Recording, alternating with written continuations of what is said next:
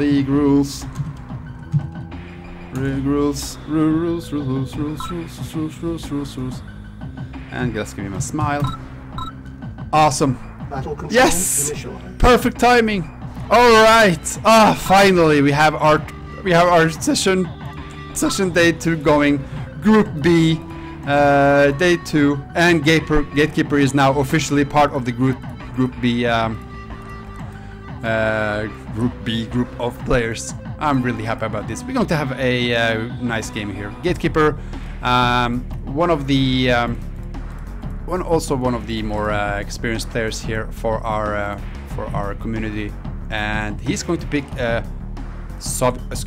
Ukraine, and it's going to be a mirror matchup between Murto's Ukraine as well. Oh, Murto's dog is getting killed right away. So do we expect Gatekeeper to... Oh, we forgot to ask Gatekeeper if he wanted to have this shroud turn off. However, Gatekeeper has been playing this map before, so he should know about the oil lyric. But you know, as for the map knowledge, they are actually similar in that regard. So this is a pretty damn good matchup, guys. So really happy about that. Unfortunately, we lost Sean. It would be nice to have a Scottish duel here, but never mind. Don't exactly remember where Gatekeeper is from at the moment, but I do have his information readily in my Chrome tab here. Should I actually spend time to get it? I can do that later. I'll do that after the match. Alright, so yes, we're going to have a War Factory up for both our players. Keep in mind though, Murder is actually a snake base walking up to the next ore patch, so he's going to have possibly the better start out here for our Muerto, the RA.EL player. Gatekeeper knows about this patch as well, but of course with the shroud on, it's actually not easy to know how far away it is. Oh, it's going to base walk over there as well. That's really nice. But is he actually building his ore refinery right now? If he is, this second ore refinery might be a little bit off. It's not going to be that deciding, considering this is the ore patch that is sort of the meat of the matter. We see Gatekeeper building an APC, but no engineer at the moment. Here's Murto's going to go all around for trying to get that second oil lyric. But this APC is just going to go in here and scout. It's not going to really be able to do much. Here's the second ore refinery as well, so blocking the ore refinery is not going to do much either.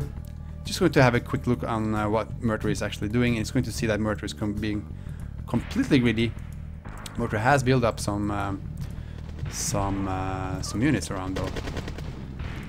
Oh, it's going to block the ore refinery. Oh, it's not bad because yeah, these two guys are not going to load off their stuff anytime soon. They're going to have to go all the way here. So because he didn't have his second ore refinery at this main ore patch, as you see, quite often players do, and it's actually not a bad option considering the current ore refinery block mechanic. And yeah. Oh yeah, now it's going over here. Okay, so Murto is finally going to queue up his flame turret. I actually don't want to do that quite early in this game as well, just because if this flame turret was right here and just kill that, or actually just scared away that APC, he would actually save himself some money. He wouldn't actually waste the money into the for the flame turret rather. Alright, so Gatekeeper is going to actually take a small lead here. I was actually supposed to... Oh, I can't even speak anymore. Murto actually does have the oil lyric, so it's going to be fine in the long run, but definitely quite an annoyance to get that ore refinery blocked off. Most definitely. Both going for a service depot first. Gatekeeper really likes to build a tank army. We see him actually... and more often as a allied player. He really likes to build his medium tanks. Often goes for spies to try to get his promotion out of his units as well, straight out of the production facilities. But not this time. He's picking Ukraine. But I'm pretty damn sure he's going to go for an army blob as well. Also taking up at the same time. So But I think Murto is going to do the same. No, I actually think that Murto is going to get his MCV. Yes. As I say that, it's just come rolling down out of the War Factory. And is this an MCV as well? Looks a little too fast building to be an MCV. I'm actually pretty sure it's actually a flak truck. So Gatekeeper is actually going to get his army blob out, and that's actually going to be a problem for Murto, because as we have seen so many times in the past, an army blob versus an expanding player is often going to just give the game away to the armor builder. For sure. Gatekeeper is just going to move his original MCV to take the next door patch. I really like that. There's no danger for his main base at the moment, especially not with a well-rounded army. So it's going to be fine. Murto is actually just going to build his second MCV, which in the long term is the best option. But given that he's just going to lack out of his army building, might actually be a problem. But let's see though. Gatekeeper is not going 100% heavy tanks here. He's actually getting yaks, which are actually quite costly. He's going to get a full scout of what Murto is actually doing. He sees the radar. He sees the radar dome. Who's going to lose the yak though? But he gets, at least he gets a full scout and a third ore refinery here for Murto. So Murto's economy is going to be awesome. But his army is currently not really in league with his economy. So if Gatekeeper keeps up his army production as of this moment,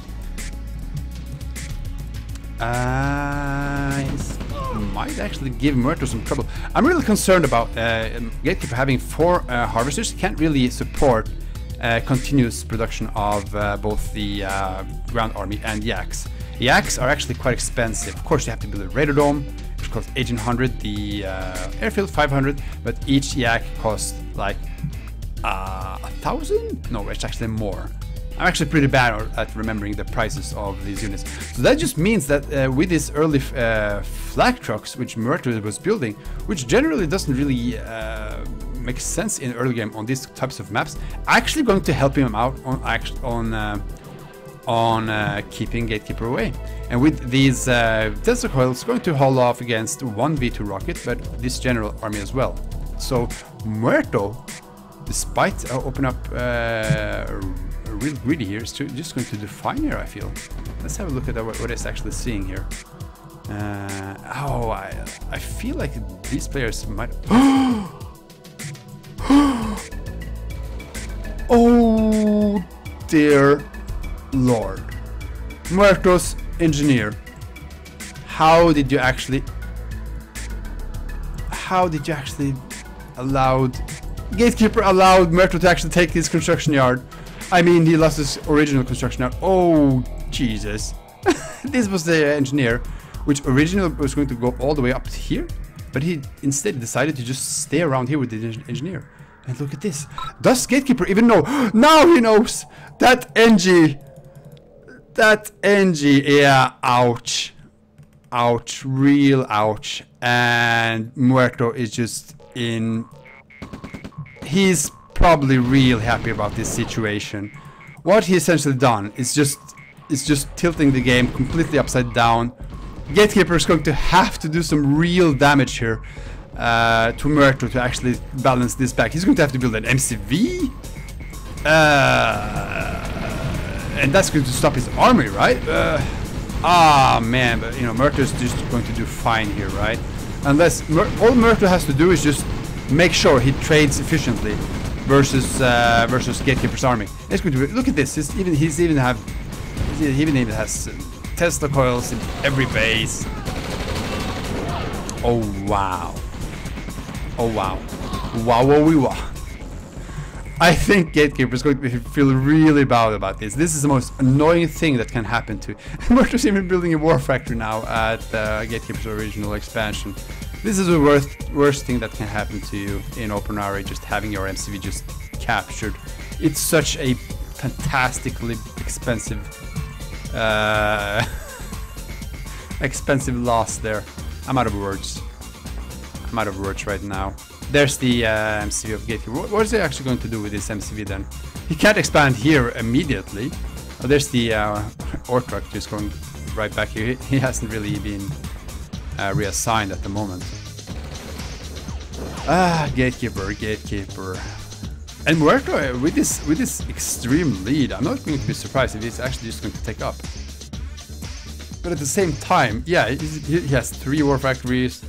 He can just spam maybe a couple of barracks, but really actually take up. Yeah, I just think he's just going to make sure that his army never, ever, ever, ever is going to be contended for the rest of this game. Ah, jeez. Muerto the Ray. Muerto the Rays, yeah. Real painful for Gatekeeper. He's just been kicked into this tournament unannounced, and this happens to him. That's just going to be very painful though. Gatekeeper though, it's going to be playing against High as well. This is just the second match. This is his first match. Still has 3 other points to go for and continue with High. But Muerto the Ray